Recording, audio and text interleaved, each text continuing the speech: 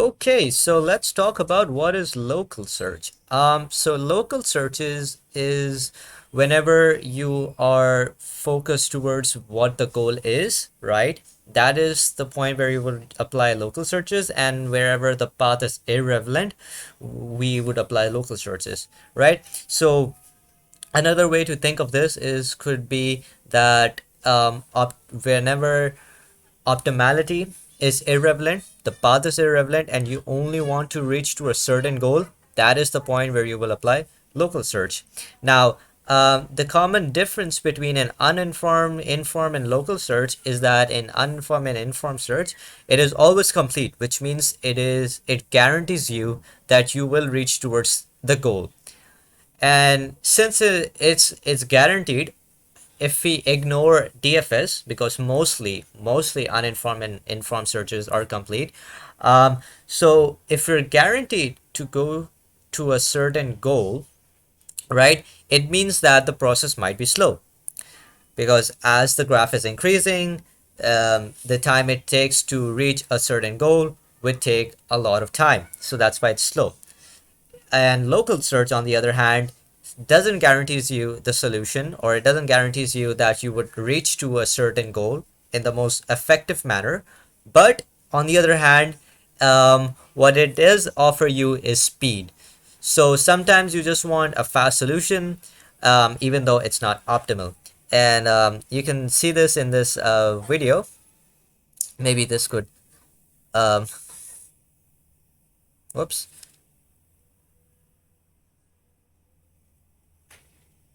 Oh, why is it not loading? Wait, 1 second.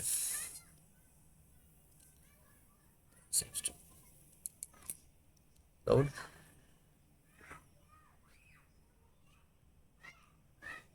Oh my gosh.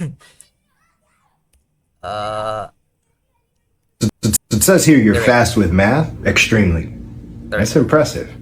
What's 31? It says here you're fast with math. Extremely. That's impressive. What's 31 times 17? 47. It's not even close, but it was fast. Welcome to the team. It says here. So as you can see, like in that video, you could see that it did give you an incorrect answer, but it was really fast. So that is the whole basis of local search. One of the most common local searches is called hill climbing, in which let's say that this is your agent or your AI, and it is trying to go upwards towards a hill. So it goes upwards, upwards, upwards, upwards, upwards, and it reaches this point. And as soon as it reaches this point, it starts dancing and it says, hey, I reached to the top of the summit. I reached to the top of the hill. But what it doesn't know is that this isn't the top of the mountain. The top of the mountain is this part. And the reason why he thinks this is because he cannot see if this part is the top or not. His vision is basically blocked.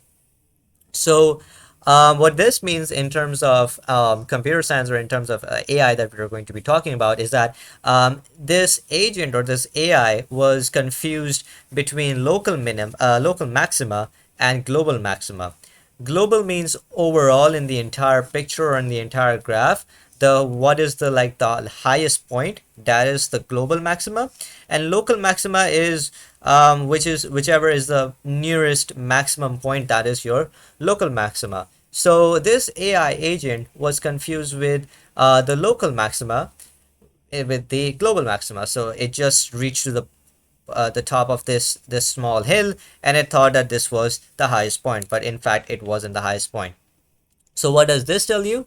This tells you that it doesn't guarantees you a global maxima. The hill climbing itself is a greedy approach, so you would stop whenever you're going to find the highest point, right? Like local searches, you could think of local searches as a person who's very lazy, right? You tell someone to climb the highest peak, they're gonna climb the highest peak, right? So the person's gonna climb the highest peak, and then As soon as he sees the downfall or the downhill part, he's just gonna say, "Hey, I just reached the top of the mountain, and I don't care. This is the highest point for me, and I don't want to go down the hill and start all over again." So what this means is that your hill climbing method is actually very greedy. Once you reach the highest point and you see no other better solution, you're just gonna stop there. Also, it doesn't have any backtracking. So if you are if you get to a point where you're at the highest point at the local the local maxima, there's no way for you to go to the global maxima, right? So there's no backtracking involved, so you can't do anything else. You're just stuck over there.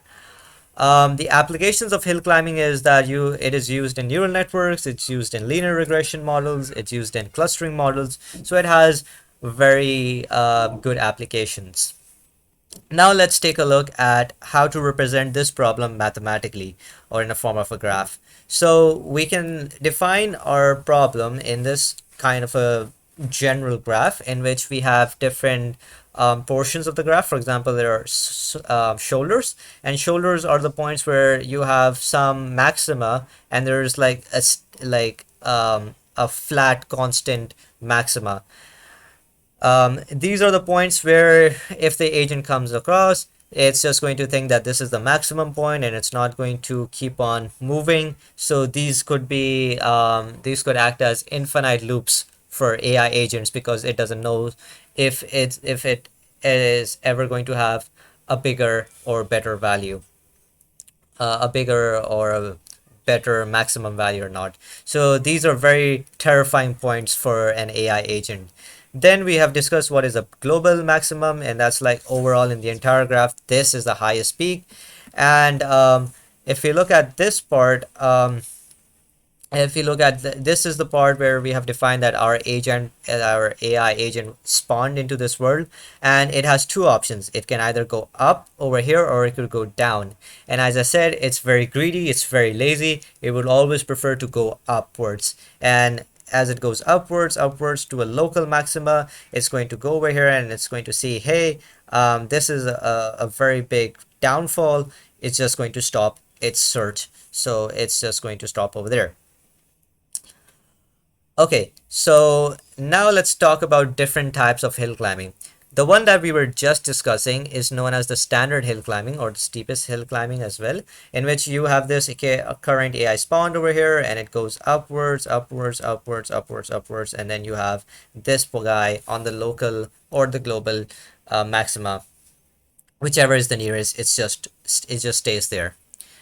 Then we have random restarts, and what random restart states is that you are running different programs in parallel with different initial values. So for example, I have this graph. In the first program, the agent spawned over here. In another program, it spawned over here. And while the two programs were running in parallel, you said that P2 would perform better because this one would have a higher maximum point, or you could say this one achieves the global maximum and this one achieves the local maximum over here. So random restarts is also a good strategy. Then we have the random walks, and the random walks isn't that effective because what you do is you just say, hey, this is my current agent, and you can go randomly wherever you want. You can sometimes go downwards, you can sometimes go upwards, and you're really not concerned as to if you're like finding the local maximum or the global maximum. It's just very random. And one would think that why is this very effective? Well, this is a strategy which will be used in some other algorithm, and you will find that it is used in a better manner. Also, if you are ever stuck on a soldier, which is a part of a cliff where there is no downfall or no uphill parts, the random walks is a very good strategy to get you out of there.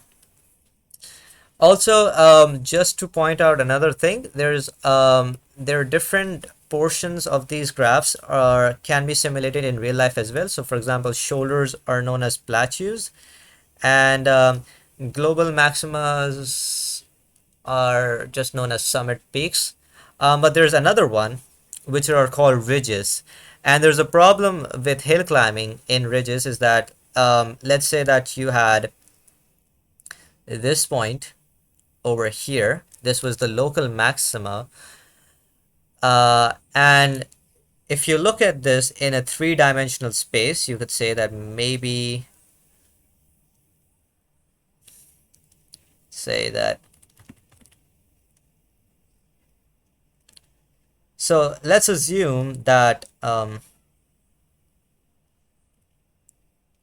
see if I can draw this in a 3D manner. Let's assume that this point over here is higher. This is higher than this point over here. And since we're talking about in two dimensions, let's say that this is the y dimension, this is the x dimension, and this dimension that I've just drawn, that's the z dimension. And if this is the global, if this is like a higher point than this point, the only way that your agent could go to this point is if it goes down y-axis, goes x-axis in this direction, then goes in the z direction over here, then goes upwards in the y direction, and then it reaches over there. So what you can see is it would go something like down, right, in the z, then up, and then down. But we just discussed earlier that whenever you're going to be at the local maxima, or at the global, even at the global maxima, sorry, at the local maxima, you would never prefer to go downwards. So in this case, you would never want to go downwards, and in that case, this you would never use this action, or you would never approach this action in the first place. So wherever there are ridges in your graph, you can't do that. That's also another problem in hill climbing, that you can't apply hill climbing on ridges. Okay, now let's come back to our types of hill climbing. Then we have the first choice, and what first choice does is that if you are over here, right, this is where your agent was spawned. Let's say that it randomly chooses a random neighbor. So for example, it chose this neighbor, and it says, hey, is this neighbor higher than my original value? Well, it is not, so you're gonna say nope, not that one. Then you're gonna choose some other neighbor, and you say, hey, is this let's say, is this point higher than where I currently am? So it will say yes, I am higher, so your agent will then teleport to this position. So the first point, or the first chance it gets to get into a better state, it will immediately choose that state. So that's first choice. Then we have is stochastic. So stochastic hill climbing is more inclined towards using probability. And if you remember the first video, deterministic versus stochastic, stochastic basically means uncertainty, right? So the uncertainty over here is that you don't know what action you are going to perform. And what I mean by that is, this thing works on probability, which means that if you're at the local minima, which is the lowest point, you have a very high probability that you would go upwards. And over here, remember, I'm using the word probability, and probability doesn't guarantees you that you're going to go upwards. It just guarantees you a higher chance, and that is where the uncertainty comes in to part. What I mean by that is, if you have a high probability, you have a higher chance of going upwards, but you also have a lower chance of going downwards. And what this does is that if you reach a local maxima at this point, you might have a lower probability to go downwards, to risk your current position, and maybe find a global maxima. So this is where stochastic hill climbing is used. As you go upwards or towards a local maxima, your probability is going to get smaller and smaller.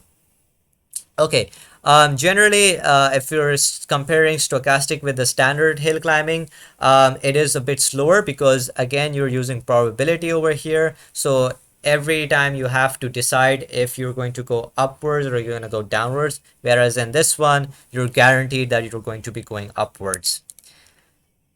Lastly, the last example that I have today is in this for the topic of hill climbing is simulated annealing. Hopefully I pronounced it right. Annealing is a term in physics in which you basically heat an object and then you leave it to cool down. That is what annealing means. So when you're heating a metal, its particles are very random, right? And whenever it's being cooled off, its particles tend to get a bit slower. So we apply the same analogy on our hill climbing as well, that initially whenever we have a high temperature, whenever we start our algorithm, it's going to have random walks. And like I discussed earlier, random walks means it's just choosing random positions. This is where you would be using random walks in an effective manner. That if you have some graph, it's going to randomly choose different points, and it's going to now check which is which points are more better quality. And when I mean by better quality, I mean by which points are higher, and it's going to tend to fluctuate around between those points. And slowly the temperature is going to go down, and then as it goes down, you're going to apply standard hill climbing, and when it reaches 0, you stop the algorithm. There's this very nice YouTuber that I came across. His name was Francisco Lacobelli. Hopefully I pronounced that right. And he basically explained, or he demonstrated this idea in a form of a GIF or a YouTube video. I will put down the link of his video so you could check him out as well. So here goes nothing. Degrees. The red line moves degrees. The red line moves indicates which state I'm looking at, and as temperature decreases, right, then Right. So as you can see, initially the temperature was very high, and when the temperature was very high, it was fluctuating very rapidly, right? And as the temperature started to slow down, now it is not it's not applying random walks anymore, and it's just applying uh, this standard hill climbing. And as soon as the temperature hits 0, you are now at the global maxima. It doesn't guarantee you, but it's a pretty good shot that you have. Lastly, in this video, we're going to be talking about what is local beams, and local beams is very easy. What you do in local beam is you choose the minimum path with B copies, or the beam copies. And what I mean by that is if you're applying standard BFS, instead of exploring all of the paths, we constrain our paths to B copies. And what I mean by that is, let's say you start with node A. And now you're going to choose the minimum path. The minimum path is B. It's either going to be B, C, D, or E. And in this case, this is B. So you choose B. Now, since the beam value is B equals to 2, you're going to keep 2 other copies of the minimum paths in your current search space. So in this case, the second least path is going to be C, and the third least is going to be D with a value of 3. So now what this does is you eliminate the option of E, and now you have the search space of B, C, and D. So you have this search space, and amongst this search space, you're going to keep the best 2 values as well. So in some terminologies, you would find that you are keeping 2 different copies of your path. In some terminologies, what B equals to 2 means is that one would be your minimum path and the second would be a backup value. So you would have to check which terminology you're basically going with. If you're going with this terminology, then in this case you have 2 cases only. So you have this choice or this choice, and you're just going to choose both of these choices. and then continue from there. And as you can see, it doesn't guarantees you the global value, the global optimal path, because maybe you could see that 6 was not a good choice as compared to 5, which was a better choice over here. And at the end of the day,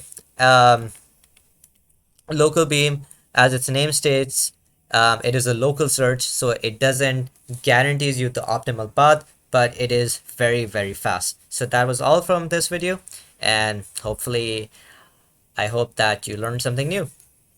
Bye bye.